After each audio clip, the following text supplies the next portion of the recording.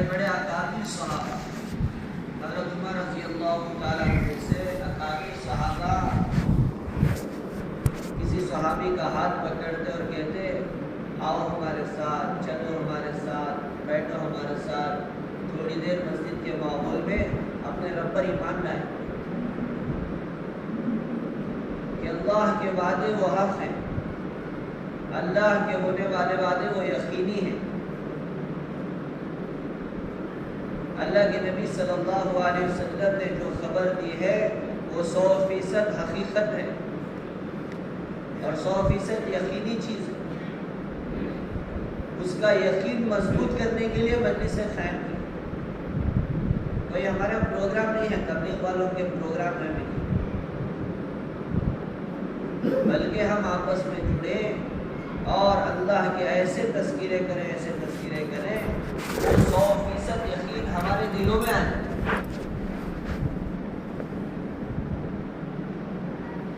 اور اس کے لیے مستقل یہ محنت ہے،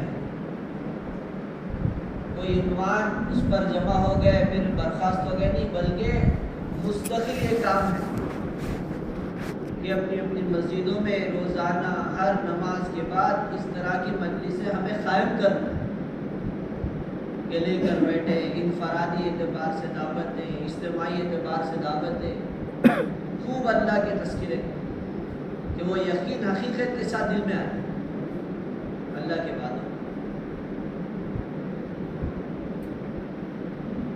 ابھی نظام الدین میں جوڑ میں حضرت فرما رہے تھے کہ آج تو مسلمانوں کے درمیان مذاکرے ہو رہے اور وہاں پر دور صحابہ میں، حضور کے دور میں کافروں کے سامنے بھی اللہ کے وعدوں کے تذکرے ہوتے تھے، اللہ کی طرف سے جو مددیں، اللہ کی طرف سے جو وعدے پورے ہونے والے ہیں ان کے تذکرے غیروں کے سامنے، کافروں کے سامنے ہوتے تھے۔ مثال دیا تھا کہ اللہ کے نبی ہجرت میں نکلے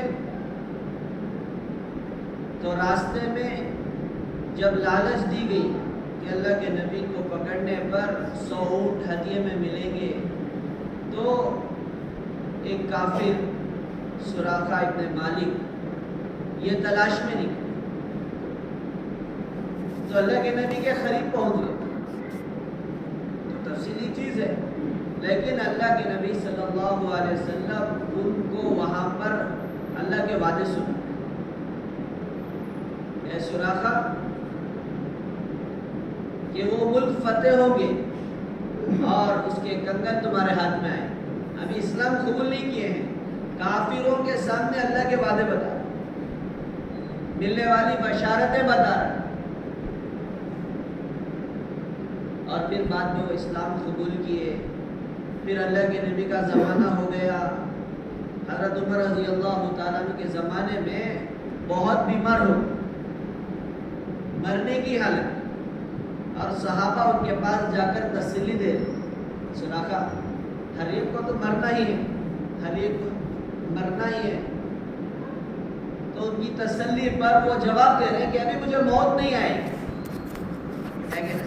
مجھے ابھی موت نہیں، کیوں کہ اللہ کے نبی کی بشارتیں ہیں کہ اس ہاتھوں میں اللہ تعالیٰ وہ کسرا کے کنگن پہنائیں گے، ابھی تک کنگن میرے ہاتھ میں نہیں آئے، اور اللہ کے نبی کی بات جب تک پوری نہیں ہوتی میری موت نہیں آئے۔ آج ہمارے درمیان جو ہے مذاکرے نہیں ہیں، آج ہمارے سامنے تذکرے دنیا کے ہیں، اسی لیے عمر رضی اللہ تعالیٰ عنہ فرمایا کرتے تھے اللہ کا تذکرہ وہ شفا ہے، مخلوق کا تذکرہ بیماری ہے۔ آج سب سے زیادہ مخلوقات کے تذکرہ، جتنا اللہ کا تذکرہ ہوگا فرمایا وہ حقیقت والا ایمان بنے گا، اور ان مجلسوں سے چاہا جا وہ ایمان کا بننا۔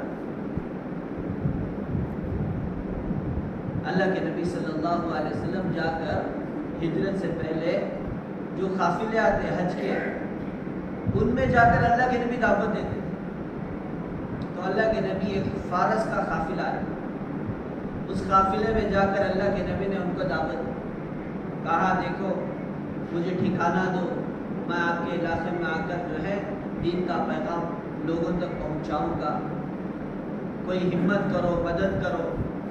تو وہ فارس کا جو بادشاہ تھا اس زمانے کا بڑا جو ہے ظالم بادشاہ، اور لوگ تو چاہتے تھے مدد کرنا، لیکن بادشاہ کے ڈر سے انہوں نے کہا کہ ہم مدد نہیں کر سکتے، آپ کو ٹھکانہ نہیں دے سکتے. تو اللہ کے نبی وہ تو اسلام میں نہیں ہے، وہ قافلے والے، اللہ کے نبی ان کو بشارتیں دے، ان سے کہہ رہے ہیں کہ دیکھو 33 مرتبہ سبحان اللہ پڑھنا، 33 مرتبہ الحمدللہ پڑھنا، 34 مرتبہ اللہ اکبر پڑھنا. تم اس فارس کے بادشاہ سے کیا ڈر رہے ہو؟ اللہ تعالیٰ ان کی بیویوں کو تمہارے بستروں پر لائے اور ان کی اولادوں کو تمہارے غلام بنائے. فارس کے بادشاہ کس کو ڈر رہے؟ اللہ کے نبی کیا بشارت ہے کہ ان کی بیویوں کو تمہارے بستروں پر لائیں گے اور ان کے اولادوں کو تمہارے غلام بنائیں. کہ جب حقیقت والا ایمان زندگیوں میں آتا ہے تو وہ یقین بنتا ہے. آج یقین کی کمزوری ہے جس کی وجہ سے کیا ہو رہا ہے، فوراً ماحول میں آتے ہیں تو ایک ہمت آ جاتی ہے، ماحول سے چلے جاتے ہیں. اس کے لیے چاہا جا رہا مستقل محنت ہو، 24 گھنٹے مسجدوں کو ان اعمال کے ذریعے آباد کی جائے. کہ عمل کیا ہے؟ فرمایا وہی اعمال ہیں جو مسجد نبی کے اندر ہوا کرتے. اسی لیے حضرت یوسف صاحب رحمۃ اللہ علیہ فرمایا کرتے تھے تم اپنی مسجدوں کو مسجد نبی کے طرز پر لاؤ گے، اللہ تعالیٰ تمہارے محلے کو مدینے والا محلہ بنائے.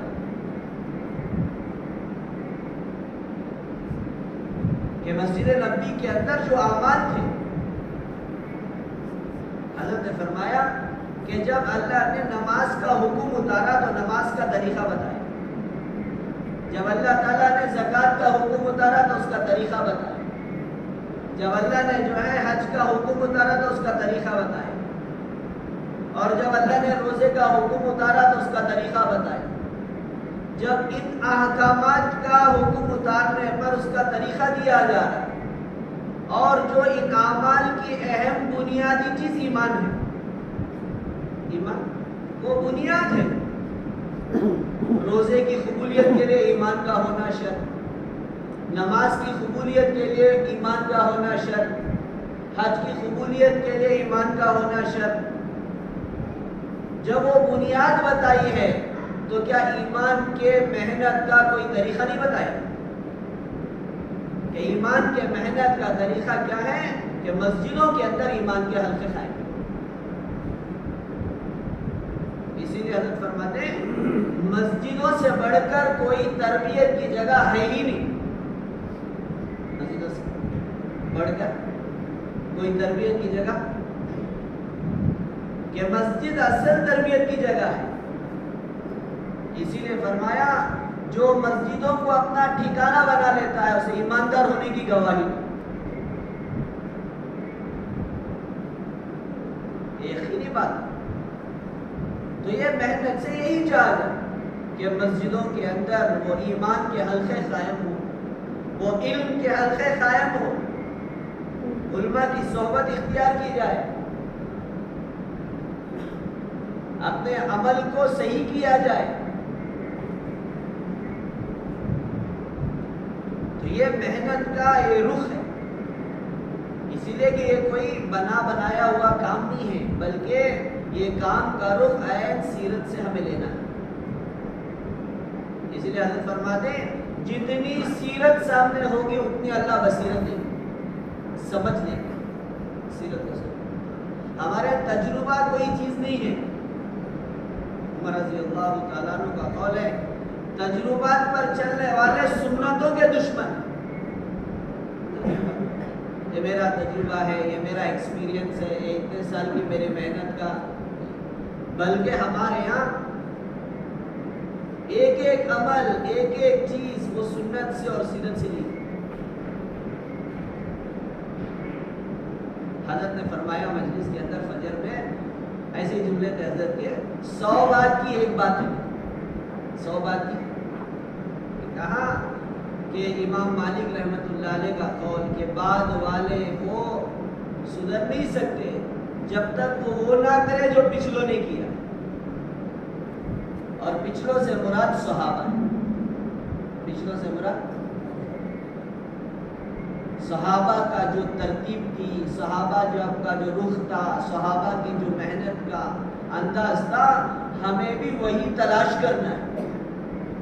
وہی چیزوں کو اپنی زندگی میں لانا، وہی چیزوں کو اپنی مسجدوں میں زندہ کرنا، وہی چیزوں کو اپنے ماحول میں لے کر آنا. اسی لیے عمر رضی اللہ تعالیٰ عنہ بازار گئے تو ایک نئے شخص کو دیکھا کہ دکان کھولے ہیں، تو ان سے پوچھا کیا تم نے تجارت کا علم سیکھا؟ کہا نہیں. آپ دکان بند کرو، پہلے مسجد نبوی جاؤ، وہاں پر تجارت کا علم بتایا تھا. وہ علم سیکھو، وہ علم معلوم کرو، پھر آ کر یہاں پر تجارت کرو. یہ مسجدوں کے ذریعے وہ زندگیاں بتائی جاتی ہیں، صرف ایمانیات کے لائن کی نہیں، عبادات کے لائن کی، معاملات کے لائن کی، معاشرے کی لائن کی، اخلاقیات کے لائن کی، ہر اعتبار سے. اسی نے فرمایا کہ مسجدیں اصل تربیت کی جگہ ہے، اور مسجدوں کے اندر ان اعمال کو زندہ کرنا ہے. اس کے لیے ہمیں لوٹنا ہے صحابہ والی زندگی کی طرف. کہ آج کا ہمارا تجربہ، اب کے دور کا تجربہ، اب کے ماحول کا تجربہ، تجربات کوئی چیز نہیں ہے، سیرت اصل ہے. کہ ایک ایک عمل کو ہمیں دیکھنا ہے صحابہ والی زندگی سے. کیونکہ اللہ تعالیٰ نے جو ہے آنے والی قیامت تک کی امت کو بتا دی کہ کامیابی اسی طریقے سے کہ اب قیامت تک دور بدلے گا، زمانہ بدلے گا، لوگ بدلیں گے، لیکن کامیابی کو تلاش کرنا ہے اسی زمانے.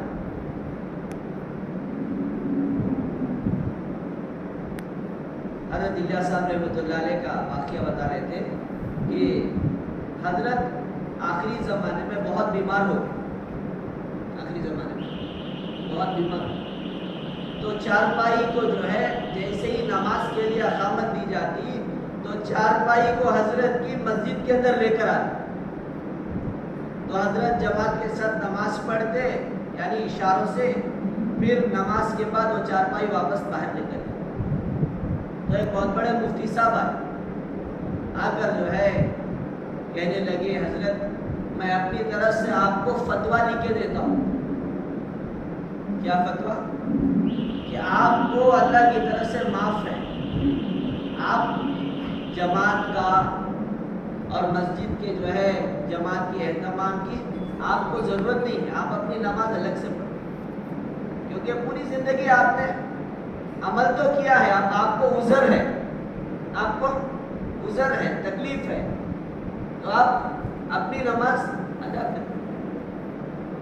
تو حضرت الیاس صاحب رحمۃ اللہ علیہ اس حالت میں اس مفتی صاحب سے کہنے لگے ارے مفتی صاحب پوری زندگی ہم نے امت کو ایمان اور اعمال پر اٹھایا ہے، اور کیا آپ اس زمانے میں مرتے مرتے منافق بن کر مرے؟ کیوں؟ منافقین جرأت کرتے تھے نماز میں کمزوری کے بعد، اور ایمان والے کہ اللہ کے نبی صلی اللہ علیہ وسلم اتنے کمزور ہیں، پیر مبارک زمین پر نہیں رکھ سک رہے، اور آ کر دو آدمیوں کے سہارے سے جماعت میں شریک ہو رہے. حضرت الیاس صاحب رحمۃ اللہ علیہ کہہ رہے ہیں کیا آخری وقت میں ہم تو جماعت کی نماز پڑھیں؟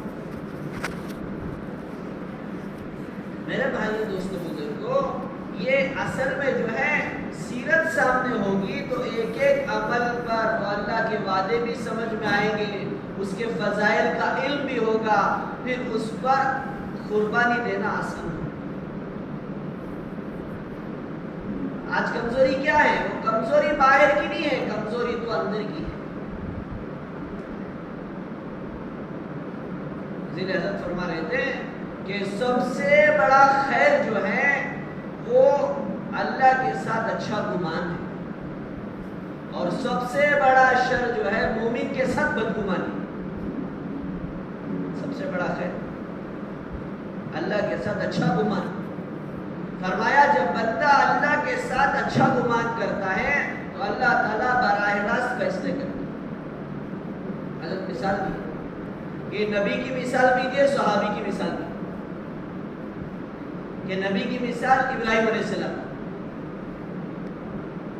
کہ ابراہیم علیہ السلام کو آگ میں پھینکا جا رہا ہے، اور جس وقت آگ میں جا رہے فرشتے آ گئے، آ کر اس لمحوں میں کہہ رہے ہیں کہ اگر آپ کہیں گے تو ہم یہ آگ کو بجھا دیں گے. لیکن ابراہیم علیہ السلام کا اللہ کے ساتھ کتنا زبردست گمان ہے کہ اللہ سب کچھ کے فیصلے کرنے والے ہیں، اللہ سب کچھ جانتے ہیں. تو ان کا گمان اللہ کے ساتھ تھا، تو اللہ نے کیا کیا؟ براہ راست آپ کو حکم دیا، براہ راست آپ کو، میرے ابراہیم کے لیے سلامتی والی بات. پھر فرمایا حضرت نے مثال دی حضرت ابو دردہ رضی اللہ عنہ کہ صحابی کا بھی اللہ کے ساتھ جب گمان ویسا ہی تھا جیسا نبی کا اللہ کے ساتھ تھا، تو اللہ کا وعدہ جو نبی کے ساتھ پورا ہوا وہی وعدہ اللہ نے صحابی کے ساتھ پورا کر کے بتایا. اور وہ پورا کرنا ہماری اس امت کے لیے ایک عمل ہے کہ آنے والی قیامت تک کی انسانیت جو اس طرح کا اللہ کے ساتھ اچھا گمان رکھے گی تو اللہ تعالیٰ کے وعدے ایسے ہی پورے. کہ ابو دردہ رضی اللہ تعالیٰ عنہ مسجد میں بیٹھے ہیں، ایک شخص آیا کر کہنے لگے تمہارا گھر جل گیا. انہوں نے کہا ہو نہیں سکتا. پھر دوسرے نے آ کر کہا کہ تمہارا گھر جل گیا. کہنے والے کیا کہہ رہے ہیں؟ جل گیا کہ، اور یہ کیا کہہ رہے ہیں؟ ہو نہیں سکتا. تیسرے شخص نے آ کر کہا تمہارا گھر جل گیا، کہا ہو نہیں سکتا. فرمایا چوتھے شخص نے آ کر کہا کہ آگ تمہارے گھر تک آئی تھی اور وہاں پر آ کر بجھ گئی. انہوں نے کہا کہ یہ تو مجھے یقین تھا. کیوں؟ اللہ کے نبی کا وعدہ ہے جو دعا پڑھ کے اس پہ نکلے گا شام تک اللہ اس کی حفاظت کرے گی. یہ تمام چیزوں کی بات کریں گے. میں تو وہ دعا پڑھ کے آیا ہوں کہ اللہ کا وعدہ اور نبی کے ارشاد کیسا ہو سکتا ہے؟ نہ اس کی ہو ہی نہیں سکتا کہ اللہ کے ساتھ گمان. تو اللہ نے کیا کیا؟ آپ کو یہ گھر سے پہلے. آج ہماری کمزوری کیا ہے؟ ہماری کمزوری وہ یہی ہے کہ اندر سے ہم کھوکھلے ہیں. باہر سے تو نظر آ رہے لیکن اندر سے. اسی لیے صحابہ کے دلوں پر محنت کرائی گئی، اندر سے تیار کرایا گیا تھا. بڑے بڑے بادشاہوں کے خلوں میں، بڑے بڑے حکومتوں کے سامنے، بڑے بڑے جو ہے اللہ کی قدرت کے منظروں کے سامنے صحابہ کا چونکہ اندر سے ایمان بناتا، ان باہر والی نقشوں کو دیکھ کر وہ کہتے تھے یہ تو کچھ نہیں ہے. سمندر کو دیکھ کر کہہ رہے یہ تو خطرہ ہے. آج دعوت کی مبارک محنت سے یہی چاہے کہ وہ تذکرے ہماری مجلسوں میں قائم ہوں، وہ مذاکرے ہمارے آپس کے ماحول کے اندر ہوں. اور صرف یہاں پر مسجدوں کے اندر نہیں بلکہ یہ ذمہ داری ہمارے گھروں کے اندر بھی ہے کہ ہمارے گھروں کے ماحول کے اندر ان اعمال کو ہمارے گھروں کے ماحول کے اندر ان اعمال کو زندہ کرنا ہے. اس لیے کہ گھروں کے ماحول کے اندر ہماری ماں بہنوں کے درمیان بھی ان تمام مذاکروں کو زندہ کرنا ہے کہ ان کا یقین، ان کا بھی اللہ سے تعلق ایسا ہی مضبوط ہو. یہ نہیں کہ صرف میرا ایمان مضبوط ہو جائے، میرے محلے والوں کا ایمان مضبوط ہو جائے، نہیں بلکہ ہمارے گھروں کے اندر ہماری عورتوں کا بھی ایمان ایسا ہی ہو، ہمارے بچوں کا ایمان بھی ایسا ہی ہو. کیونکہ دور صحابہ میں صحابہ اللہ کے نبی سے مسجد میں باتیں لیتے تھے اور گھر جا کر اپنے گھر کی عورتوں کو جمع کر کے، اپنے گھر کے بچوں کو جمع کر کے ان کے درمیان ان باتوں کو پہنچاتے. یہی گھر کی تعلیم ہے آج کے دور میں. آج کے دور میں اپنے گھروں کے اندر 5 اعمال کے ساتھ تعلیم کریں. کہ کیا ہے 5 اعمال؟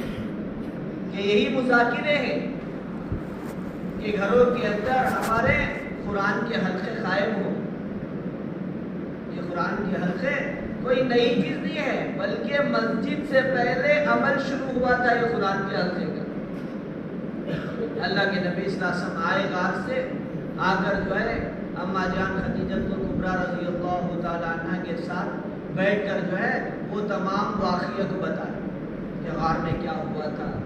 پھر اس کے بعد جو آیتیں اتری تھی قرآن کی وہ آیتیں پڑھ کر سنا رہے، اور اما جان خدیجہ رضی اللہ تعالیٰ عنہ وہ آیتوں کو دہرا رہی۔ تو سب سے پہلے قرآن کا حلقہ اللہ کے نبی کے گھر میں لگا ہے۔ سب سے پہلے قرآن کا حلقہ اللہ کے نبی کے گھر میں لگا ہے۔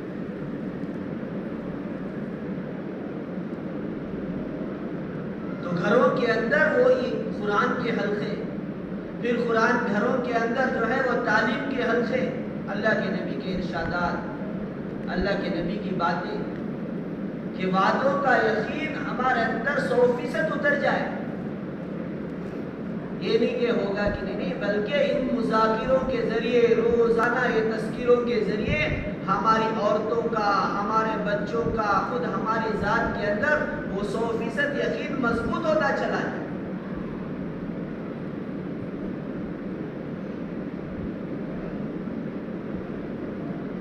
کہ اللہ کے نبی صلی اللہ علیہ وسلم ایک مجلس کے اندر کہہ رہے کہ وہ علاقہ فتح ہوگا، وہ ہیرا کا علاقہ، وہاں پر جو ہے مال غنیمت آئے گا، اس میں سے وہ شہزادی آئے گی، وہ خوبصورت، کہ وہ اس لباس میں ہوگی، اس جو ہے گھوڑے پر، اس رنگ کے گھوڑے پر ہوگی۔ تو اسی مجلس کے اندر ایک صحابی خرم ابن اوس کے غالباً صحابی خریم ابن اوس، کہ وہ صحابی کہہ رہے اللہ کے نبی وہ شہزادی مجھے دے دی تھی۔ تو اللہ کے نبی نے کہا ٹھیک ہے تمہاری، کہ اللہ کے نبی کا زمانہ، ابو بکر رضی اللہ تعالیٰ عنہ کا زمانہ، عمر رضی اللہ تعالیٰ عنہ کا زمانہ سب گزر گئے، عثمان رضی اللہ تعالیٰ عنہ کے زمانے وہ علاقہ فتح ہوا، اور وہاں پر اسی طرح جس طرح اللہ کے نبی نے بتایا تھا وہ شہزادی آ رہی تھی، اور یہ صحابی گئے جا کے وہ ہاتھ پکڑ، وہ جماعت تھی، وہ جماعت نے آ کر کہا امیر صاحب ابھی مال غنیمت تقسیم نہیں ہوئی ہے اور یہ صحابی شہزادی کو لے کے جا رہا ہے۔ انہوں نے کہا ارے امیر صاحب کہاں تقسیم کریں گے، وہ تو اللہ کے نبی نے تقسیم کر دیا، اللہ کے نبی نے دے دیا۔ تو انہوں نے کہا کہ اس کی کوئی گواہ ہے؟ تو پھر آ کر جب اعلان ہوا تو دو صحابی آئے، آ کر کہا اللہ کے نبی ان سے، وہ امیر صاحب سے، کہ ہاں ہم وہ مجلس میں موجود تھے جس مجلس میں اللہ کے نبی نے یہ تذکرہ کیا، اور یہ صحابی نے اللہ کے نبی سے اس شہزادی کو لے لیا۔ تو یہ تعلیم کے ذریعے، گھروں کے ماحول کے اندر وہ ایمان اور اعمال کے تذکیروں کے ذریعے ویسا یقین بنانا مقصود ہے، کہانیاں قصے سنانا مقصود نہیں کہ ہاں یہ ہوگا، واقعی ہوگا، اس کے ذریعے یہ چیز بنے گی، ہاں یہ واقعی چیز بنے گی۔ آج ہمارے درمیان کیا ہے؟ بس ادھر ادھر کے تذکرے، ادھر ادھر کی باتیں، جس سے کیا ہے ہم بھی بدگمان ہو رہے ہیں، دوسروں کو بھی بدگمان۔ امام شافعی رحمۃ اللہ علیہ کے پاس ایک شخص آیا، آ کر جو ہے کسی کی غیبت کرتے تھے بہت دیر تک، اس کی یہ چیزیں ہیں، یہ برائیاں ہیں، یہ برائیاں ہیں۔ تو پورا سنے، خاموش تھے۔ پوری بات ہونے کے بعد کہا کہ جتنی باتیں تو کہہ رہا ہے اس کے تعلق سے، جتنی باتیں تو کہہ رہا ہے اگر وہ سچ ہیں تو تو چغل خور ہے، اگر وہ باتیں سچی ہیں جو کہہ رہا ہے سچی ہیں تو کیا ہے، تو چغل خور ہے، اور اگر تو جو کہہ رہا ہے وہ جھوٹ ہے تو تو فاسق ہے۔ اور دونوں کا قرآن میں اللہ نے جو ہے جاری کہ فاسق بھی اور چغل خور۔ اسی لیے معلوم کیسے کرنا ہے کہ مومن ہے منافق ہے؟ کہا خبر لانے والے کے خبر سے ہی معلوم کرو، اچھی خبر لا رہا ہے تو مومن ہے، کوئی بری خبر لا رہا ہے تو یہ فاسق۔ آج ہمارے تذکرے کیوں؟ ہمارا رخ اللہ سے نظر سے ہٹ گئی، اللہ کی نظر سے ہٹ گئی۔ اسی لیے جو ہے حضرت یوسف صاحب رحمۃ اللہ علیہ کے بارے میں آتا ہے کہ بنگلے والی مسجد کے اندر صبح سے لے کر شام تک مختلف عملوں میں رہتے ہیں۔ شام میں سیرت پاک کی کتاب ہونے کے بعد گھر جاتے، گھر جانے کے بعد گھر میں تعلیم لے کر بیٹھے۔ گھر والے کہتے ہیں حضرت آپ صبح سے وہاں مسجد میں تھے، بنگلے والی مسجد میں، تھک گئے ہیں، اب تھوڑی دیر آرام کر۔ تو حضرت کہتے ہیں وہ میری مسجد کی تعلیم، اور گھر والے کہتے ہیں حضرت ہم نے ابھی آپ کی تعلیم سنی ہے مسجد سے، کیوں؟ پردہ اٹھانے پر گھر ہے، بنگلے والی مسجد نظام گھر ہے، ممبر وہ پردہ اٹھائیں گے تو گھر۔ گھر والے کہہ رہے تھے حضرت آپ نے ابھی سنی ہے، تو کہتے وہ تو میری مسجد کی تعلیم ہے، میری گھر کی تعلیم۔ اسی لیے گھر کی تعلیم کے اندر مردوں کی شرکت ضروری ہے، یہ نہیں کہ گھر کی تعلیم عورتیں اور بچے کرنے نہیں، بلکہ گھروں کی تعلیم مردوں کی شرکت ضروری ہے۔ کتنے بڑے تقاضے پر کیوں نہ جائے، کتنے بڑے تقاضے کیوں نہ پورا کر لیں، ہماری ذمہ داری ہے کہ ہم گھروں کی تعلیم میں شرکت کریں۔ دو بنیادیں ہیں گھر کی تعلیم کی، ایک بنیاد مردوں کی شرکت اور دوسری بنیاد وقت کا طے کرنا۔ ہمارے حضرت فرماتے ہیں وقت کا طے کرنا عمل کو مجاہدہ بناتا ہے، اور مجاہدے پر اللہ کی طرف سے ہدایت کے بعد وقت کا طے کرنا عمل کو مجاہدہ بنا دیتا ہے، اور مجاہدے پر اللہ کی طرف سے ہدایت کے بعد۔ تو اس کے لیے گھر کی تعلیم کے لیے وقت طے کریں۔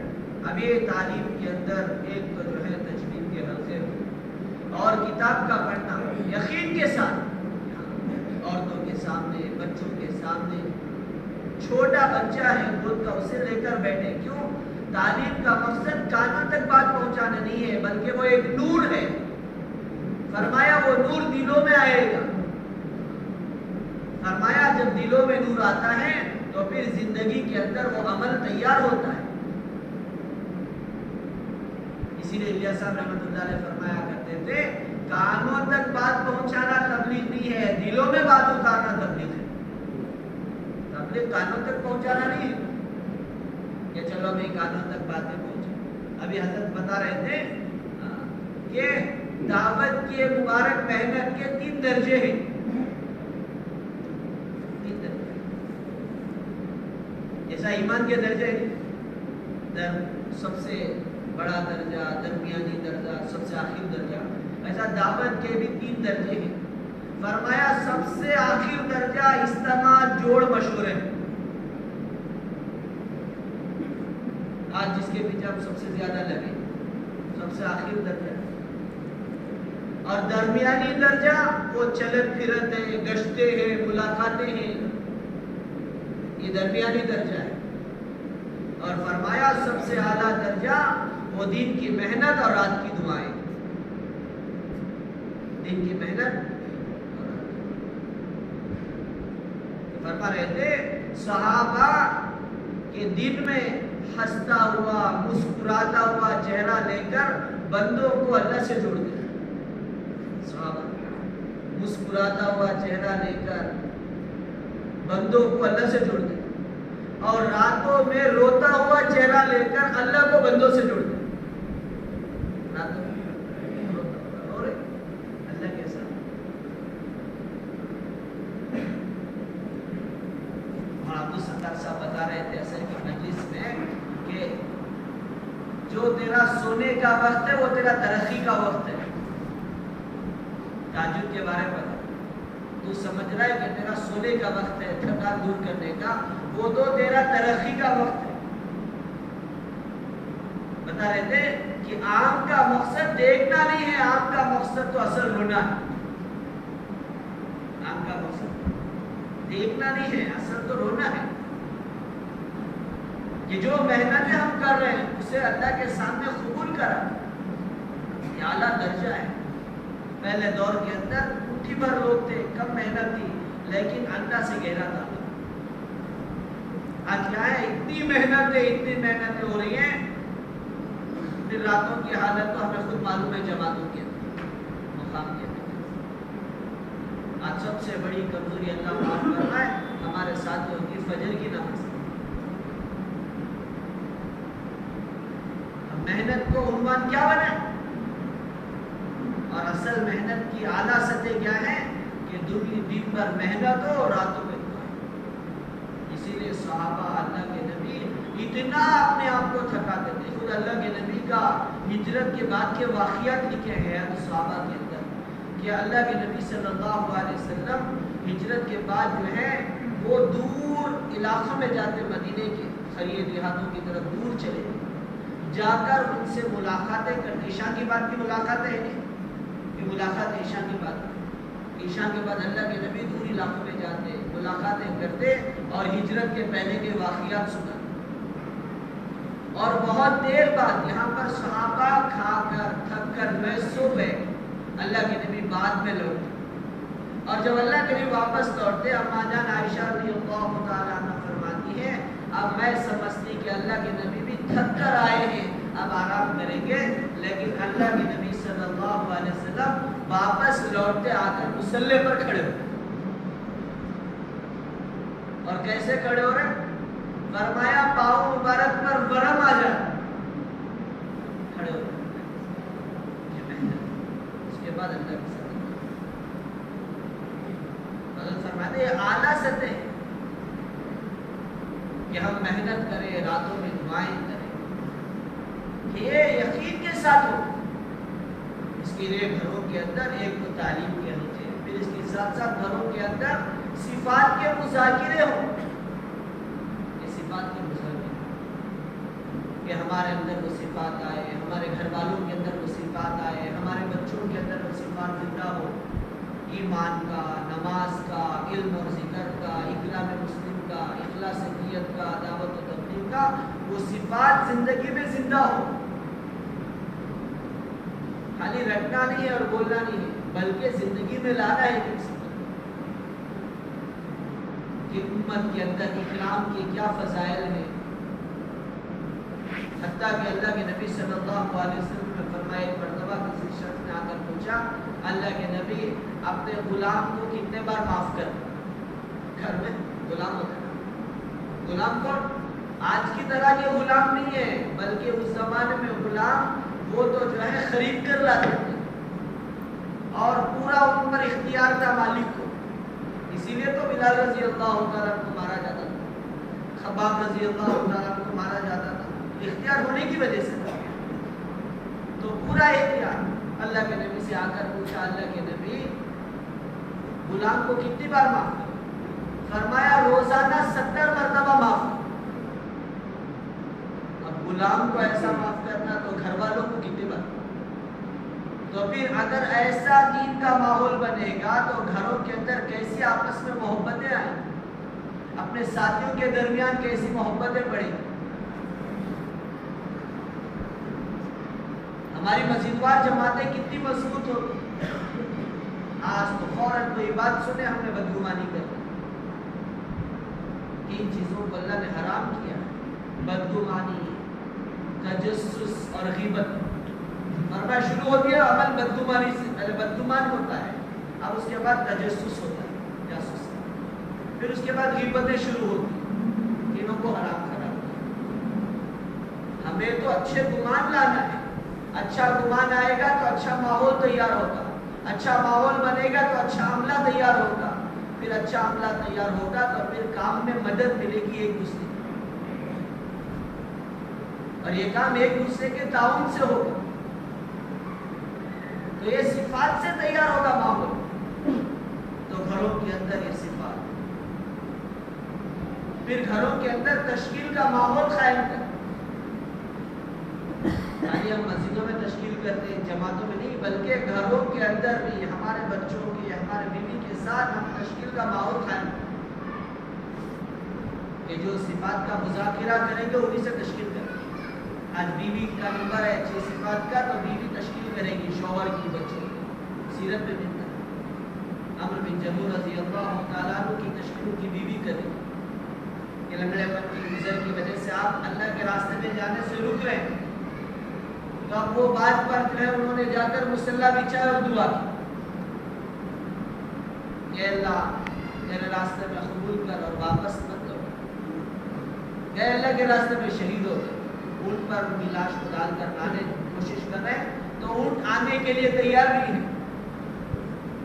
اللہ کے نبی نے پوچھا جاتے ہوئے کوئی دعا کیے تھے؟ کہاں کیے تھے کہ واپس نہ لوٹا. کہا حکم اونٹ کو بھی یہی حکم.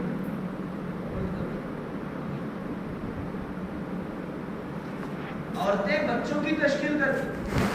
خنسا رضی اللہ تعالیٰ عنہ 4 بیٹوں کی تشکیل کریں. دیکھو عورتوں میں دین آتا ہے تو ایسے ان کے جذبے بنتے ہیں ہم سوچ نہیں سکتے. حضرت خنسا رضی اللہ تعالیٰ عنہ کے بارے میں آتا ہے اسلام لانے سے پہلے ان کے بھائی کا انتقال ہو گیا. ان کے بھائی کی موت ہو گئی تو ان کے سوگ میں 1 سال گزاری. بھائی کے انتقال پر 1 سال سوگ منائی ہے. اور جب دین میں آ گئی تو جذبے کیسے بن رہے کہ اپنے جو ہے سب سے چہیتے 4 بیٹوں کو بٹھا کر تشکیل دیں کہ کل تقاضے آئیں گے اور ان میں ایک ایک کر کے جو ہے اپنی جان کو پیش کریں. اور کیا کہہ رہے ہیں ان کے اشعار جو ہے تاریخ کی کتابوں میں کہہ رہے ہیں کہ آگے بڑھ کر ایسا حصہ لینا کہ یہ نہ پتا چلے پیچھے سے کسی نے حملہ کر دیا بلکہ آگے سے جو ہے اپنے آپ کو پیش کر. عورتوں کے جذبے آج کیا ہے؟ آج محنت نہ ہونے کی وجہ سے کمزوری. ابھی مفتی یعقوب سلمی صاحب بتا رہے تھے دور صحابہ میں عورتوں نے بڑے بڑے تاریخی کام کیے ہیں. حتیٰ کہ فرمایا جنگ کے میدان میں ساتھ دیتی تھی اور آگے فرمایا خبریں کھودنے کے اندر وہ مدد کر دی تھی. حتیٰ کہ فرمایا انتقال جو ہو گئے تھے شہید جو ہو گئے تھے وہاں پر مردوں کی کمی ہے تو عورتیں ساتھ دے کر صحابیات خبروں میں اتاری. آج کیا ہے حال عورتوں کا؟ اتنا ایمان کی کمزوری. ارے وہ تذکیرے بھی مت کرو بولو, ڈر ہو رہا ہے تذکیرے سے, اور وہاں پر خبر کھودنے میں ساتھ دے رہی ہے. تو وہ کب ہوگا؟ وہ جب گھروں کے اندر وہ ماحول بنے گا, وہ مذاکرے ہوں گے, وہ صفات زندگیوں میں آئیں گی, وہ عورتوں کے جذبے بنیں گے. پھر بچوں کے اندر ایسے جذبے کہ چھوٹے چھوٹے بچے. ایک صحابی کی عمر ہے 13 سال, وہ اجازت دے رہے اللہ کے نبی کے پاس آ کے شرکت میں. پہلے سال تو جو اجازت نہیں ملی وہ پورا گزارا 1 سال ہوتے ہوئے دعائیں کرتے ہوئے اگلے سال پھر آ کر رکھا تھا. آج ہمارا 20 سال کے بچے کو بھی والد جا کے چھوڑ کے آیا, 25 سال کے بچے کو بھی چھوڑ کے آیا, بچہ بنا کے رکھا. یہ ایمان کی کمزوری ہے. تو اس کے لیے گھروں کے اندر یہ محنت چاہیے جا رہی ہے کہ وہ ایمان کے اعمال کے ایسے تذکیرے ہوں کہ گھروں کا ماحول ایسا مضبوط ہو کہ گھروں کے اندر مشورے قائم کیے جائیں. صحابہ کے گھروں کی سنت ہے, اللہ کے نبی صلی اللہ علیہ وسلم کے گھر کی اہم سنت ہے کہ آ کر اللہ کے نبی مشورہ کریں. بڑا مسئلہ پیش آ گیا حدیبیہ کے موقع پر, اللہ کے نبی صلی اللہ علیہ وسلم آ کر مشورہ کریں تو ازواج مطہرات سے رائے لی تو اللہ کے نبی کو انہوں نے بہترین رائے پیش کی. اللہ کے نبی بڑے خوش ہوئے. تو یہ جتنے اعمال بتائے جا رہے ہیں یہ کوئی بنے بنائے رسمیت والے دکھانے والے اعمال نہیں ہیں بلکہ آیت سیرت والے اعمال. اسی لیے ہم مسجدوں کے اندر بھی اعمال کو زندہ کرنا, گھروں کے اندر بھی اعمال کو زندہ کرنا. اسی طرح ابھی نظام الدین میں تقاضا آیا پہلے دن جو جوڑ کے اندر ظہر میں جو مجلس ہوئی اس میں طلبہ پر, عصری طلبہ اور مدارس کے طلبہ کی بھی فکر ہو کہ ان پر بھی محنت کر کے ان کی جگہ بھی ایک ماحول تیار کیا ہے, خصوصاً ہاسٹلز کے اعتبار سے جہاں ہاسٹلز ہیں وہاں پر بھی محنت کی جائے. پورے ہندوستان کی کارگزاری ہے قریب تقریباً 3,500 طلبہ کے جڑے ہوئے کالجز کے, ہاسٹلز کے, مسجد کے اطراف رہنے والے طلبہ کے, کہ ان کو بھی دین کی محنت سے جوڑنا, ان کے وہاں ماحول کے اندر بھی دین لانا. کیونکہ ہاسٹلز میں ہے تو اب وہ کم از کم ان کا ایک دن اتوار کا وہ قیمتی ہے، وہ ایک دن ان کو لے کر آئے مسجد کے اندر ان طرح کے مذاکرے کرتے ہوئے اس طرح کی مجلسیں ان مسجدوں میں قائم کی۔ اور مدارس کے طلبہ ان کے بارے میں بتا رہے تھے کہ ایک تو یہاں پر رہنے والے طلبہ جو ہفتے میں ایک مرتبہ گھر جاتے آتے، لیکن بہت سارے مدرسوں میں باہر سے آئے ہوئے طلبہ ہیں، ان کے لیے تو چھٹی کا کوئی مسئلہ نہیں، تو ہر جمعرات کے دن سے لے کر جمعہ کے دن تک ایک دن کی جماعت ہر ہفتہ نکلتے ہیں، مہینے میں ایک ہفتہ 2 ہفتے نہیں، بلکہ ان کو بھی دعوت اور علم کو لے کر چلنا ذمہ داری ہے۔ تو میرے بھائیوں دوستوں بزرگوں، اللہ تعالیٰ نے جو ہے یہ دعوت کی بہت بڑی محنت ہم سب کو دی، جناب محمد رسول اللہ صلی اللہ علیہ وسلم سے پیدا فرما کر ایک بہت بڑی ذمہ داری دعوت کی۔ اب یہ تمام اعمال ہماری زندگی میں بھی زندہ کرنا ہے اور پوری امت میں بھی زندہ کرنا ہے۔ یہ نہیں کہ جو ہے بس مسجد اور گھر کے حد تک رہ جائیں، بلکہ ہم تو عالمی نبی کی عالمی امت میں سے، عالمی نبی کی عالمی امت میں سے، تو پورے عالم کے اعتبار سے ہم ذمہ دار ہیں۔ پوری دنیا کے اندر بسنے والے ایک ایک انسان کے اعتبار سے ہم ذمہ دار ہیں۔ کیا ذمہ داری؟ کہ جہنم کی آگ سے بچا کر جنت میں لے جانے کی ذمہ داری ہر ایمان والے کی، ہر انسان کے اعتبار سے ہمیں فکر ہے۔ ہمیں صرف اپنے گھر اور محلہ اور مسجد کے اندر نہیں، بلکہ پورے عالم کے۔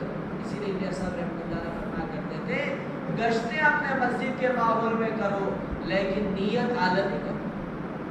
گشتیں اپنے مسجد کے ماحول میں، لیکن فکریں اور نیتیں۔ فرمایا حضرت فرما رہے تھے جس درجے کی فکر ہوگی اس درجے کے اللہ تقاضے کھولے، اور جس درجے کی قربانی ہوگی اللہ اس درجے کا کام ہے۔ فکر پر اللہ تقاضے پیدا کرے، اللہ ذہنوں میں تقاضے ڈالے، اور قربانی پر اللہ وہ تقاضے پورا کرے۔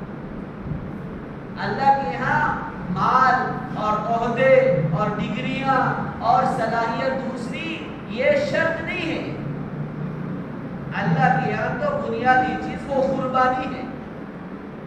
جس درجے کی قربانی ہوگی اللہ اس درجے کا کام لے کر بتائے۔ ابھی ایک جماعت آئی تھی آسام کی، اس میں مولانا تھے ہمارے مسجد میں تھے، وہ کارگزاری سنا رہے تھے، وہ ایک علاقے میں گئے تو وہاں پر جو ہے ایک ساتھی سے ملاقات کیے تو انہوں نے کہا ہمارے ایک ذمہ دار ہیں ابھی جو ہے بیرون کا سفر کر کے ساؤتھ امریکہ کا تقریباً 5 لاکھ خرچ کر کے سفر کر کے، تو ان سے جا کے ملاقات کیے تو ان سے مجھے کیا کرتے کہا وہ چنے کا کاروبار، تو یہ مولانا خود کہہ رہے تھے، میں سمجھا کہ ان کے پاس چنے کی فیکٹری ہو، چنے کی کوئی فیکٹری ہو، کہ کیا کرتے چنے کی فیکٹری نہیں ہے بلکہ شاید چنے کا کوئی بڑا کاروبار ہو، پھر کیا کرتے؟ کہا چنے گلیوں میں جا کر بیچتا ہوں، اور جا کر آئے ہیں ملک کا 5 لاکھ خرچ کر کے تقاضا پورا۔ تو مولانا سے انہوں نے کہا کہ حضرت میں چنے بیچتا ہوں، اللہ تھوڑی چنے بیچتے ہیں، چنے تو ہے بیچ اللہ تو نیت دیکھتے ہیں، بندے کی نیت اور بندے کے ارادے کو دیکھتے ہیں، اور اللہ ان سے کہا جس درجے کی قربانی ہم اللہ کے یہاں پیش کریں گے پھر اللہ اس درجے کا کام کہ دعوت کے اندر شرط قربانی ہے۔ اسی لیے کارگزاریاں بتائی جاتی ہیں وہ امت کو قربانی پر تیار کرنے کے لیے کہ امت کی حالت کیا ہے اور ہم کن چیزوں میں پڑے ہوئے ہیں۔ ہمارے پاسپورٹ اور پیسوں سے ہم سفر نہیں کر سکتے بلکہ اللہ کی چاہت پر ہم کر سکتے ہیں۔ ارادہ کر لیے، اللہ سے مانگ لیے تو پھر اللہ راستے بنائے۔ آج سب سے بڑی شیطان صرف جو ہے عبادات میں دھوکہ نہیں دیتا، وہ تو ہر عمل کے اندر دھوکہ دیتا۔ شیطان ہر عمل کے اندر دھوکہ، اسی لیے تشکیل والے کیا کہتے ہیں کہ دیکھو بھئی ہمارا کام کیا ہے؟ ایک تو سب سے پہلے پکی نیت کرنا، دوسرا کام کیا ہے؟ صدقہ نکالنا، تیسرا کام کیا ہے؟ صلاۃ الحاجات پڑھ کے اللہ سے مانگ، اور چوتھا کام کیا ہے؟ دوسروں کی انفرادی تشکیل، اپنے رشتہ داروں میں، خاندان والوں میں، اپنے ملنے جلنے میں، ہمارا یہ کام۔ اور اللہ کے ذمہ کیا ہے؟ چھٹی کا انتظام کرنا، وقت کا انتظام کرنا، پیسہ کا انتظام کرنا، یہ سب اللہ کے ذمہ ہے۔ اب شیطان دھوکے میں لگا ہے، ٹھیک ہے، اللہ کے راستے میں جانا ہے، چھٹی کی ترتیب بناؤ، چھٹی کی کوشش شروع کر لو، پیسے کا انتظام شروع کر لو۔ ہمارے ذمہ جو کام تھا ہم وہ اللہ کے حوالے کر دیں، نیت کرا رہے ہیں، دعا کرو سب اللہ کے حوالے، اور جو اللہ کے ذمہ کام تھا وہ ہم لے کے بیٹھ گئے۔ ہمارا کام نیت کرنا، اللہ سے مانگنا، دعائیں کرنا۔ جماعتیں آتی ہیں نظام الدین کو، خصوصاً افریقہ والوں کو، کئی ساتھیوں سے ملاقاتیں ہوئی ترتیب کے اندر جب تھے آپ، تو آتے ہیں، آ کر رہتے ہیں مرکز میں، آ کر نظام الدین کے اندر روتے ہیں، دعائیں کرتے ہیں، ایسے ہی پوچھتے ہیں کہ کیا کیا قربانی دے کر آؤ۔ کہہ رہے ہیں ایک ساتھی نے کہا 12 سال سے روزانہ صلاۃ الحاجات پڑھا ہوں نظام الدین آنے کی۔ ایک ساتھی نے کہا میں اور میری بیوی روزانہ ایک وقت کے کھانے کا بچائے ہیں پیسے، کہ دن میں 2 وقت نہیں کھاتے تھے، دن میں ایک ہی وقت کھاتے، اور ایک وقت کا پیسہ بچائے ہیں کہ اللہ ہمیں نظام الدین دے، کہ اللہ تعالیٰ ایسے طلب اور ایسی تڑپ پر، ایسی قربانیوں پر اللہ لے کر آتے ہیں۔ یہ نہیں کہ جو ہے میرے پاس پیسے بہت ہیں، میرے پاس سہولت بہت ہے، میں دین کا کام نہیں، یہ دھوکہ ہے۔ اس کے لیے یہ ہم عالمی نبی کی عالمی امت میں سے، اللہ نے ہمیں پیدا کیا ہے، اللہ جانتے ہیں ہمارے اندر صلاحیت ہے، اسی لیے تو یہ امت نے پیدا کیا، ہم تھوڑی آ گئے، ہم تھوڑی آ گئے، وہ تو اللہ نے پیدا کیا اس امت کے اندر، اور اللہ جانتے ہیں ہر امتی کے اندر صلاحیت ہے، اسی لیے پہلے دن سے یہ امت کو دعوت پر اٹھایا گیا۔ اللہ کے نبی صلی اللہ علیہ وسلم دعوت دیے، اور مردوں میں حضرت ابوبکر رضی اللہ تعالیٰ عنہ اسلام قبول کیے، اور کرنے کے بعد کیا کریں؟ جا کر دعوت کی محنت شروع کی، منتخب حدیث ہے، 2 دن کے اندر 9 لوگوں کو محنت کر کے لے کے آ گئے اسلام۔ پہلے دن سے امت کو بتا دیا گیا ہے، امت کی ذمہ داری دعوت کی، اللہ نے ہمیں ذمہ داری دی۔ اگر ہم دعوت کے کام کو مقصد بنائیں گے تو پھر اللہ تعالیٰ ہمارے انتظامات خود کرے،